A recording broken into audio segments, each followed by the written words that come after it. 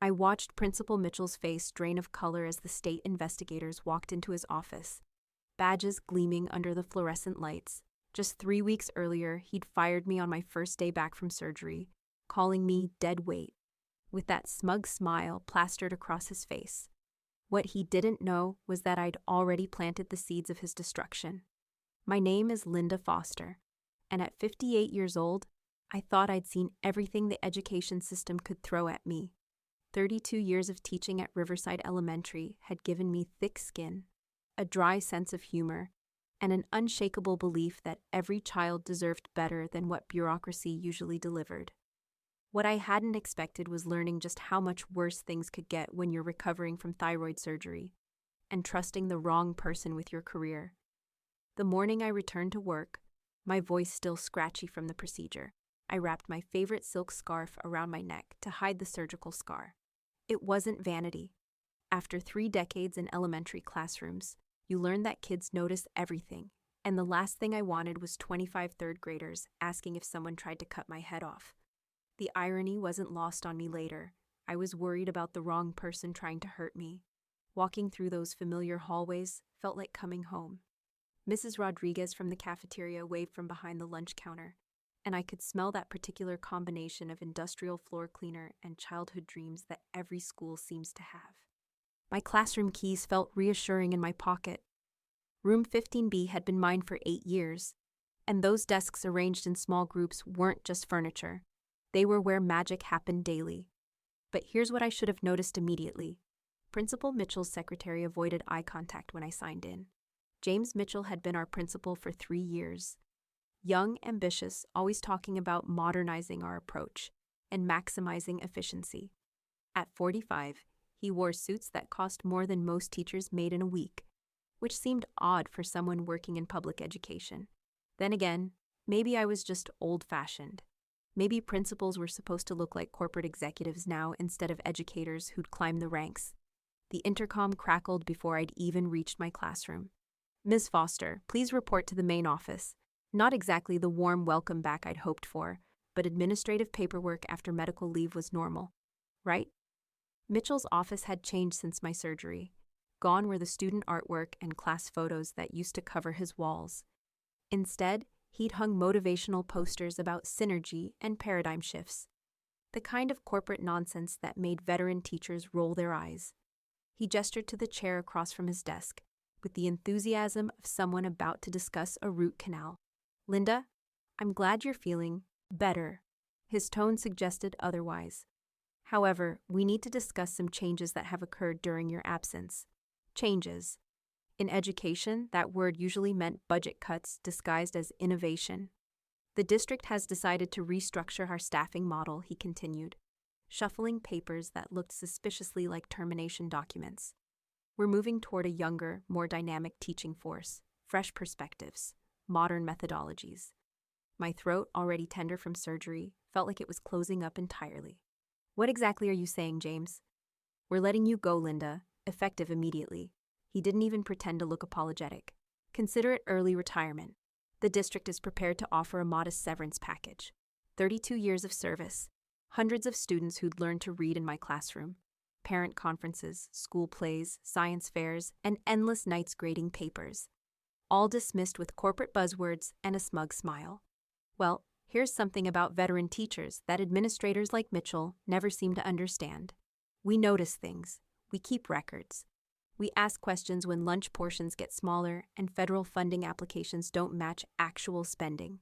And sometimes, when you fire the wrong person, you discover that experience isn't dead weight after all.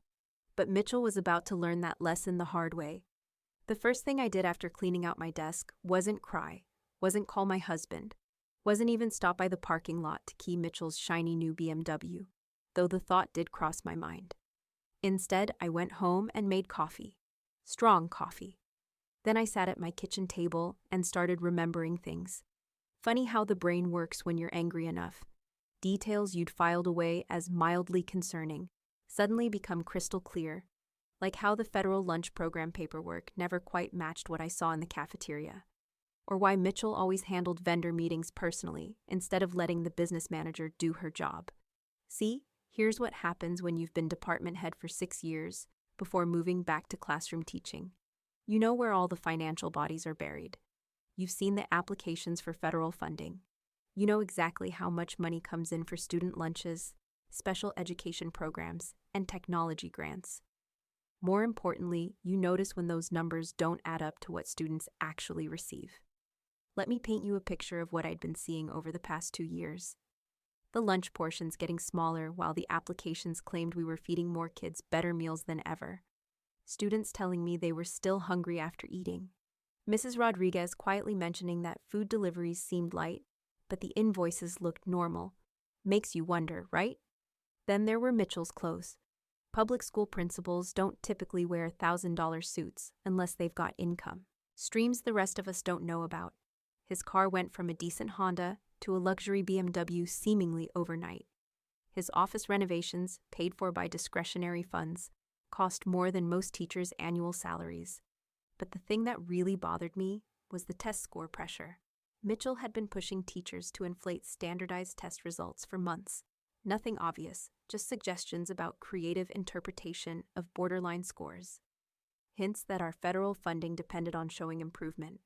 The kind of pressure that makes good teachers lose sleep and bad administrators sleep like babies. Well, guess what happens when you fire someone who's been keeping mental notes for 2 years? I spent the next week doing what teachers do best: research. Not the dramatic kind you see in movies where someone breaks into offices at midnight. Just methodical, careful documentation of things I already knew. Photos I'd taken months earlier when I was genuinely worried about student welfare. Email printouts I'd saved because something felt wrong. Federal applications I'd helped write that didn't match reality. The beautiful thing about being department head for 6 years is that you have legitimate copies of everything. Purchase orders, funding applications, budget reports. All perfectly legal for me to possess. All perfectly damning when you lay them out in chronological order and see the pattern. Here's where it gets interesting. Remember how Mitchell loved talking about modern efficiency and streamlined processes? Turns out his version of efficiency involves skimming about 30% off the federal lunch program funding. His streamlined process meant falsifying test scores to keep federal education grants flowing while providing substandard services. The math was actually pretty simple once I laid it all out. Federal government sends money for 400 student lunches daily. School purchases food for about 280 portions. Students get smaller servings. Administrators get bigger bank accounts.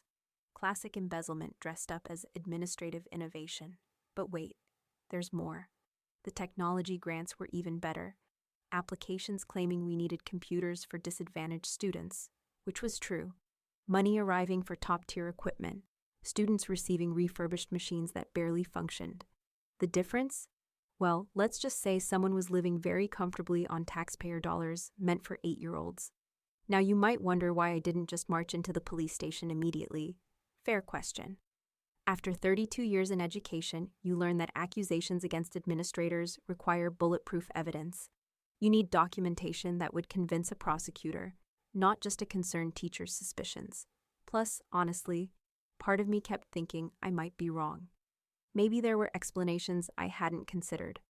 That doubt lasted exactly until I saw Mitchell's Facebook photos from his recent vacation to Europe. 2 weeks in Italy, staying at hotels that cost more per night than substitute teachers make in a month. All while telling staff we couldn't afford art supplies or library books. The state education department has a fraud hotline. Did you know that? Most people don't, but teachers learn about these things during ethics training. They also have an online portal for submitting detailed complaints with supporting documentation. Very convenient for someone with a scanner and a lot of free time after being illegally terminated. I spent 3 days crafting my submission. Every allegation backed by evidence. Every financial discrepancy documented with official paperwork. Every test score irregularity supported by teacher testimony I'd collected informally over coffee with former colleagues who were happy to vent about administrative pressure. The weird part is how calm I felt hitting submit on that complaint. No dramatic music, no sense of vengeful satisfaction, just the quiet certainty that someone needed to stand up for students who couldn't advocate for themselves. Kids who were going hungry while their lunch money bought luxury cars. families trusting that federal education funds were actually reaching their children. Then came the waiting, 2 weeks of wondering if anyone would take a fired teacher's accusations seriously, 2 weeks of second-guessing every piece of evidence, every conclusion, every motivation behind my actions. Was I doing this for the students, or was I just a bitter ex-employee seeking revenge? The answer came when investigators showed up unannounced at Riverside Elementary on a Tuesday morning. Not the local district officials who might warn Mitchell ahead of time. State investigators with badges, subpoena powers, and absolutely no patience for administrative charm. I wasn't there to see Mitchell's initial reaction, but Mrs. Rodriguez called me that afternoon. She was laughing so hard she could barely speak. Apparently, our confident, modern-thinking principal had demanded to know who was spreading malicious rumors about his administration. The investigators' response was to ask for financial records going back 3 years. That's when things got really interesting. The investigation moved faster than anyone expected. Turns out, when you hand investigators a roadmap to financial fraud, they can follow it pretty efficiently. Bank records, vendor contracts, federal funding documentation. Everything I'd suspected was there in black and white once people with legal authority started looking. But Mitchell wasn't going down without a fight, and his next move would show just how desperate a cornered embezzler can become. Mitchell's response to the investigation was exactly what you'd expect from someone who thinks he's the smartest person in the room. He tried to throw everyone else under the bus. The business manager, the cafeteria staff, even me, the teacher he'd fired 3 weeks earlier. According to his version of events, I was a disgruntled employee with access to financial records, and somehow I'd been embezzling money while teaching third graders how to multiply fractions. The investigators weren't buying it. See, here's the thing about financial fraud. It leaves digital fingerprints everywhere.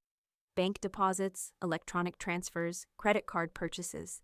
Mitchell's Italian vacation wasn't paid for with teacher salary money, and his BMW payments weren't coming out of a principal's budget. When investigators started tracing money flows, they found a beautiful trail leading directly to accounts Mitchell controlled. But the real nail in his coffin was something I hadn't even considered: the vendors. Turns out, when you're skimming federal lunch money, you need cooperative suppliers who'll write fake invoices. Mitchell had been working with 3 different companies that existed mostly on paper. They'd bill the school district for premium food deliveries, then provide cheaper alternatives while splitting the difference with our innovative principal. The beauty of this scheme was its simplicity, until investigators started making phone calls. Mrs. Rodriguez became the star witness without even trying. She'd been keeping her own records because she genuinely cared about feeding kids properly. Her handwritten logs showing actual food deliveries didn't match the official invoices by thousands of dollars.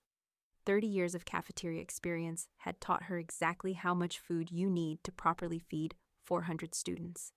She knew something was wrong when deliveries kept getting smaller, while paperwork claimed everything was normal. The test score manipulation was almost embarrassing in its obviousness.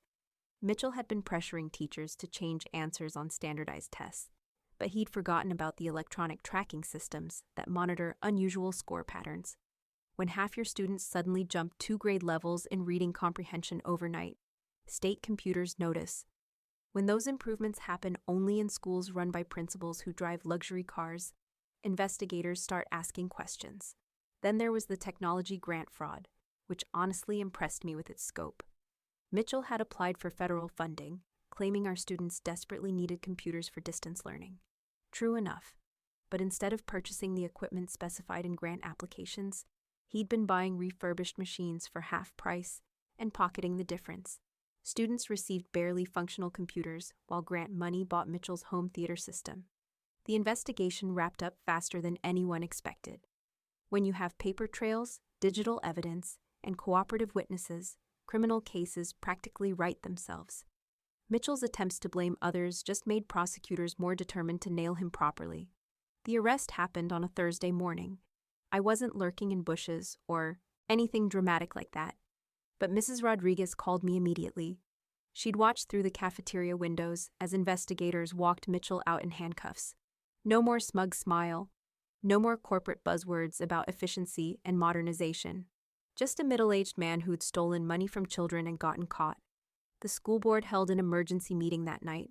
Suddenly, everyone was very interested in financial oversight and administrative accountability.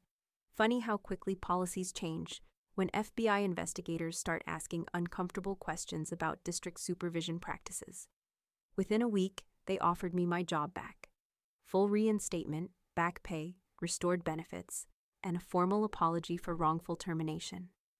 The new interim principal personally called to assure me that my experience and institutional knowledge were exactly what Riverside Elementary needed during this difficult transition.